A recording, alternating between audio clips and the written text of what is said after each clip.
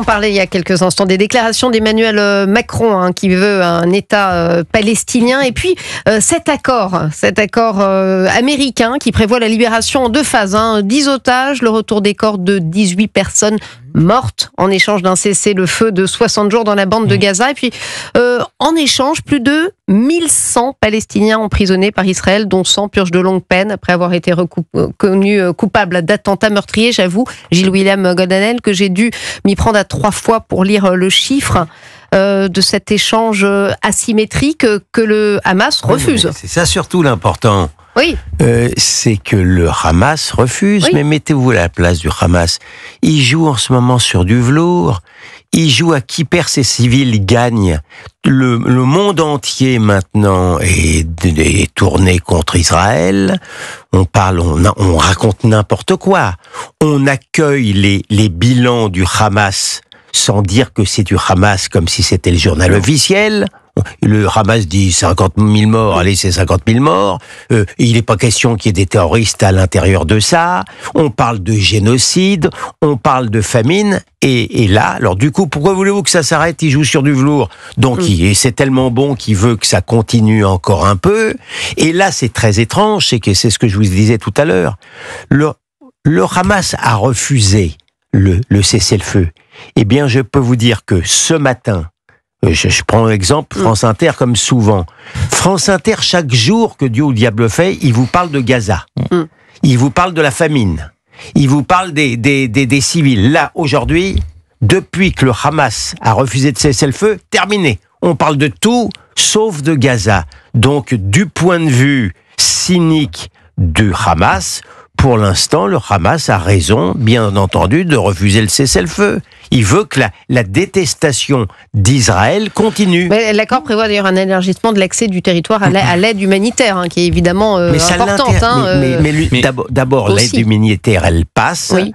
et ça ne l'intéresse pas. Ce qui l'intéresse, c'est l'exploitation de la douleur.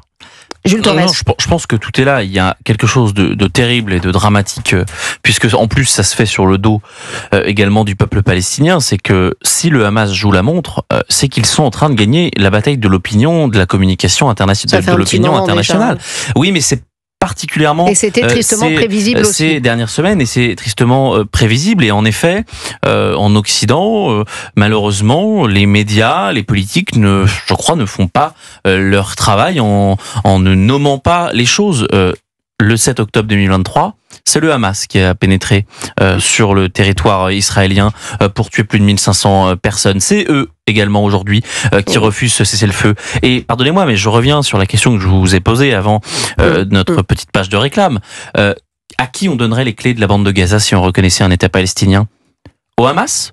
Alors, tous ceux qui font cette proposition vous disent mais non, l'autorité palestinienne et Mahmoud Abbas n'a pas pu mettre les pieds à Gaza, dans la bande de Gaza depuis 2007. Est-ce qu'on pourrait justement imaginer que cette situation pousse Mahmoud Abbas à revenir, que l'autorité palestinienne puisse revenir? Il ne peut pas, puisque il y a eu ces dernières semaines quelques manifestations de Gazaouis, mais tout cela est très minoritaire.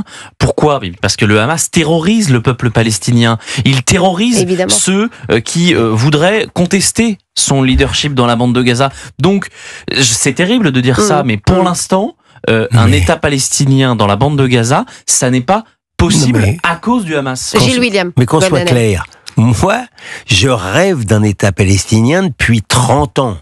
J'en rêve pas seulement pour les Arabes de Palestine, j'en rêve pour les Israéliens aussi, parce que moi j'ai pas la religion des territoires, je préfère un petit chez moi qu'un grand chez les autres. Mais jusqu'à aujourd'hui, compris ceux qui refusent un État palestinien, ce sont les représentants des Palestiniens parce qu'ils ne veulent pas d'un État juif à côté. Tout le reste, c'est de la littérature.